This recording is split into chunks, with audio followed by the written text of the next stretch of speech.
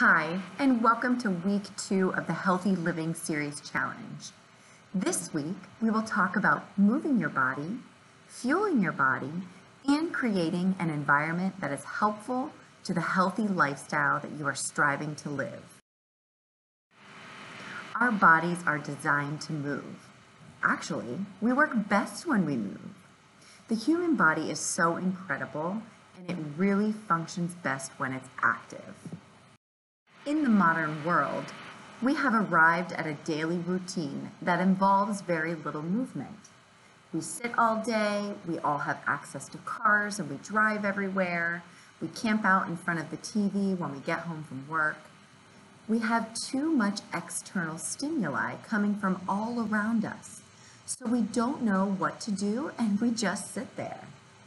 We also lack motivation and accountability. All of this isn't bringing us closer to the connected, deeply nourished lives that we crave. So why aren't we all active? Well, how many of you listening to this presentation already feel an overwhelming sense of another task? For many of us, exercise has become synonymous with another grueling chore. Something else piled on to the mountains of things we already have on our to-do list. Our approach to incorporating an exercise routine focuses on too many intangible goals.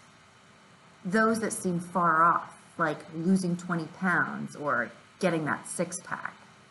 We are currently being left with so many unwanted consequences of not getting enough exercise, like chronic disease and that unwanted weight gain.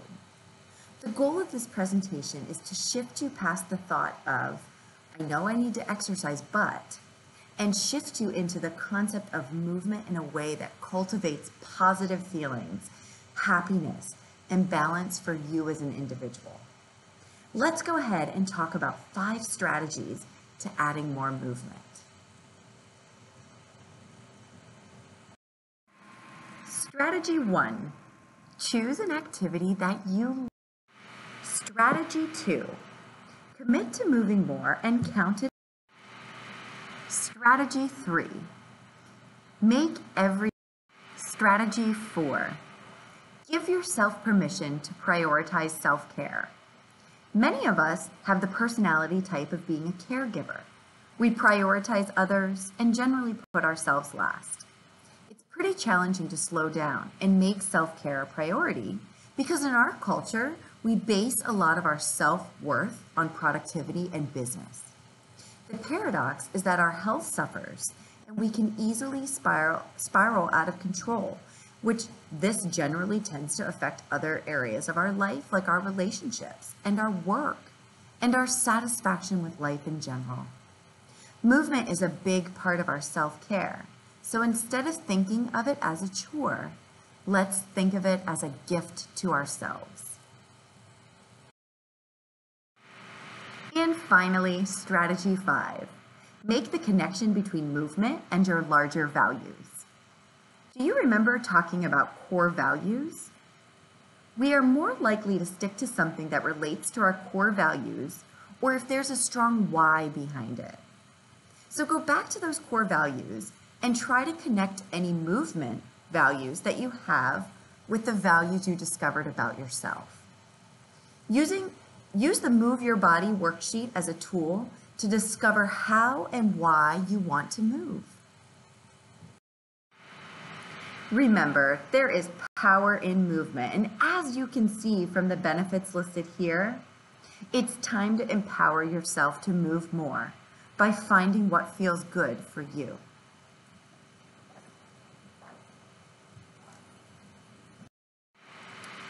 Equally as important for your health as movement is eating. To the majority of us, food is synonymous with culture and tradition, maybe comfort, celebration, and family. But food is information, and not only does it provide fuel for our bodies, but it also nourishes our bodies by providing our cells with information and macronutrients and micronutrients that play a very large role in maintaining optimal health. Ask yourself, how many times a day do you consciously think about what you put into your mouth? We often eat certain foods out of habit, taste, convenience, and maybe even comfort. But food is crucial information to our bodies. All right, so what's the big deal here? And why does this matter? Most of us don't even blink an eye at what we eat daily. What we eat has a large impact on how we age, how we feel day to day, and how our cells communicate and the expression of disease. Every single morsel you put into your mouth gets translated into instructions for your cells. The nutrients in our food are speaking a language that our cells understand. They signal messages of nourishment or messages of damage. So as we move along in this presentation, my goal is to encourage you to be mindful when choosing foods so that you can fuel your body in an intentional manner, all with health in mind. Now let's take a deeper look. Look at the two pictures on this page. The picture on the left is a refined carbohydrate, and usually those foods tend to have chemicals and additives and lots of ingredients, lots of processed ingredients, and hydrogenated oils, and virtually no nutrients. Whereas the picture on the right, those are whole foods like fresh fruits and healthy fats and fish and meat, nuts, seeds, and vegetables. When you look at these two pictures, which picture looks vibrant and full of life? Which foods are going to make you feel good and full of energy? Another concept I want to introduce to you is the light that is produced from foods. All living cells of plants, animals, and humans produce something called biophotons. These photons are lights that cannot be seen by the naked eye, but that can be measured with special equipment. So if we look at the light waves from a fresh, brightly colored organic food, they're bright and strong. But if we look at the biophotons, or the light from processed foods, they're barely there. You can really see a big difference in these two pictures. So just think, what kind of light will you emit when you eat those whole fresh foods on the left versus when you eat the processed foods on the right? Our body is wise. It is constantly working to maintain balance. We're back at these two pictures again. So when you give your body the right information, like the picture on the right, those whole nutrient-dense foods, it will do wonders to keep you healthy and happy. But when you give your body consistent wrong information, like the picture on the left, maybe incomplete or unrecognizable information with those overly processed foods and artificial ingredients, some biochemical processes in the body can become out of balance, and this may lead to a host of acute and chronic health conditions. I encourage you to make small changes because small changes give big results. Try to eat more local and in-season food so that you can send your body health-promoting and protective messages of self-support and love. What 2 small changes can you make this week in what you eat? You also may want to take some time to think about how healthy your environment is. There are so many contributors to our overall well-being, from physical health to the relationships we have, to the community we live in, and even the environment we surround ourselves in. When all of these feel balanced, we are in a state of well-being. Health truly goes far beyond our plate. And those facets of health that were in the previous slide can be considered our primary foods, meaning that they are important factors of how we nourish our lives. Our environment is a large contributor of our overall well-being. And of course, this doesn't diminish the importance of food, but we do need to consider all of the other facets of health as well. I'm sure you might be asking, but why do I need to think about my environment? Your environment has a large impact on your mood, your behaviors and motivation, your stress level, and your physical health.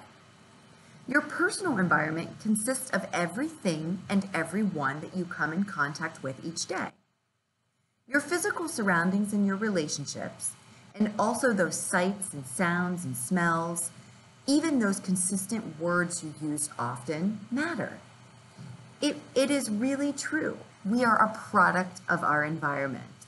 So the question becomes, how do we foster an environment that nurtures our well-being? We have two choices. We can adapt or change. We don't always have sole control over our environment, so adapting is often the best option. A great way to create health in an area where we don't always have full control is to communicate effectively and efficiently with others, manage your own behaviors and emotions, and set healthy boundaries for yourself. On the flip side, we have change.